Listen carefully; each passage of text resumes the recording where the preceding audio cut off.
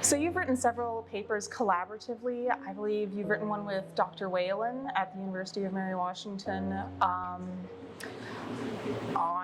the representation of disabilities in comics, but you've also focused on the representation of disability in a variety of media, manga, books, as you've mentioned. How would you say these formats differ or best represent disability? Yeah.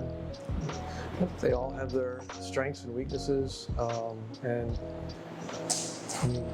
if I had to pick one, I'd probably say film is the best genre or medium, just simply because it's the closest to real life to me, and allows you to do a lot of things that, you know, even in a hybrid sort of form like comics that has both the verbal and the visual, and manga in particular, I think, can really bring in the sensory aspect in a way that traditional written text is not going to. But that being said, I mean, I think overall, watching a film or going to see a play is probably, you know, to my mind, the most effective means of representing disability.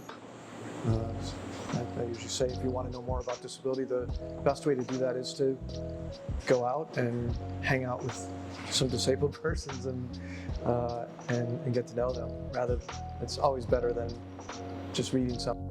How would you say the representation of disabilities has filtered into pop culture? You've examined a lot of works from the 19th century and like moving forwards, but how would you say that's changed over the years? It's certainly become more progressive, or you can find more progressive representation, certainly, thankfully. I mean, we're no longer in the age of telethons with a helpless, dependent child who needs the help of able-bodied or able-minded individuals, or they're going to perish.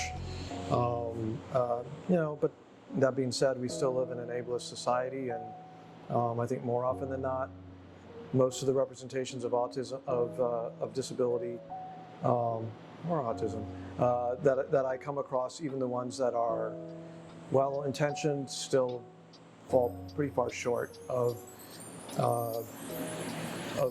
you know, of offering, I think, the sort of a representation that those in the disability community, those working in the disability rights movement, those studying disability and disability studies would like to see. I think we still have a long way to go, but certainly progress being made. And again, I mean, one big issue, for example, is that in the disability community, having non-disabled actors portray disabled persons in film is an equivalent of blackface.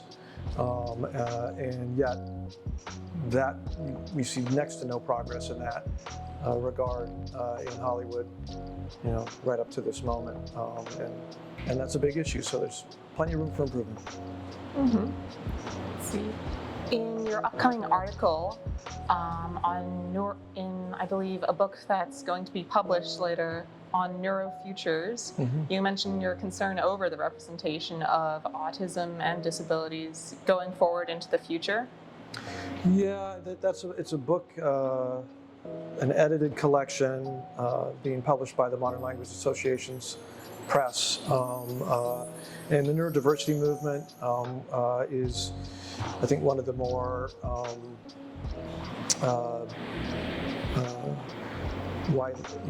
widely known aspects of disability rights currently.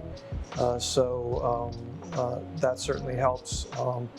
But trying to move beyond a sort of sense of a paradigm where disability or, you know, any sort of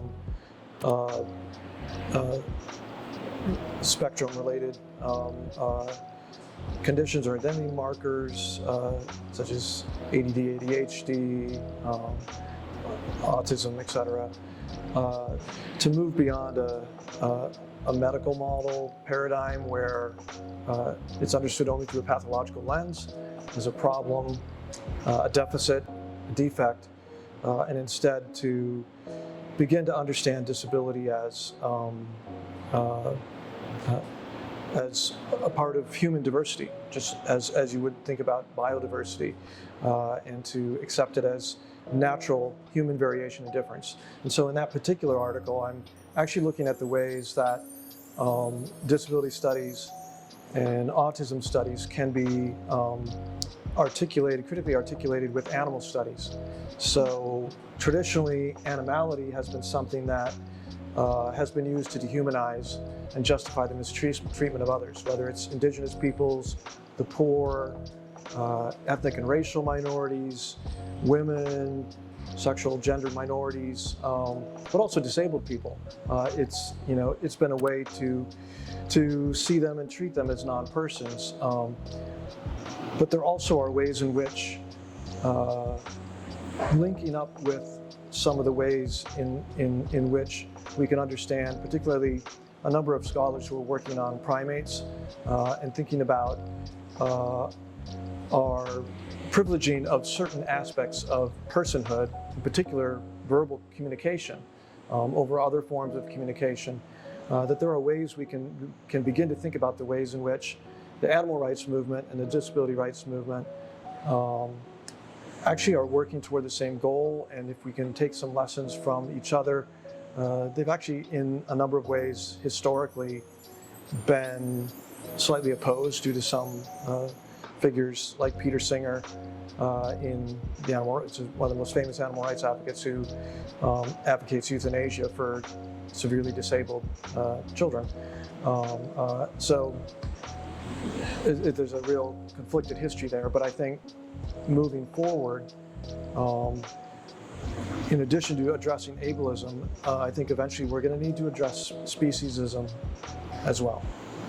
And so that's part of what that article is just trying to begin to think about and address. Sounds like fascinating territory. Let's see. And I think you've already pretty much covered this question in your previous answers, which was, what does your ideal representation of disabilities in media look like? Which you've pretty much answered with. Yeah, I mean, definitely, number one, representing it as a natural form of human variation and difference. But number two, the involvement of the disability community is absolutely essential. If you were thinking about, gender or sexuality, race, and ethnicity, and having, historically we have obviously seen where other communities are trying to say what it's like to be this person, to have that lived experience. And that still is a real problem with disability. So that's the main thing. And sometimes that's really hard to do when you've got, for example, like on our campus, have very few members of the faculty and staff who are visibly or publicly identify as disabled. And there are all kinds of reasons why someone might choose not to. But it makes it really difficult for disabled students to try to look around the campus and feel like they belong and there are others like them who are in those positions of authority. And I think the same is true for representations.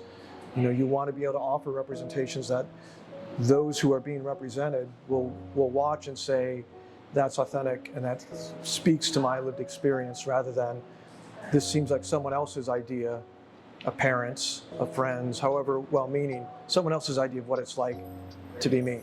Mm-hmm.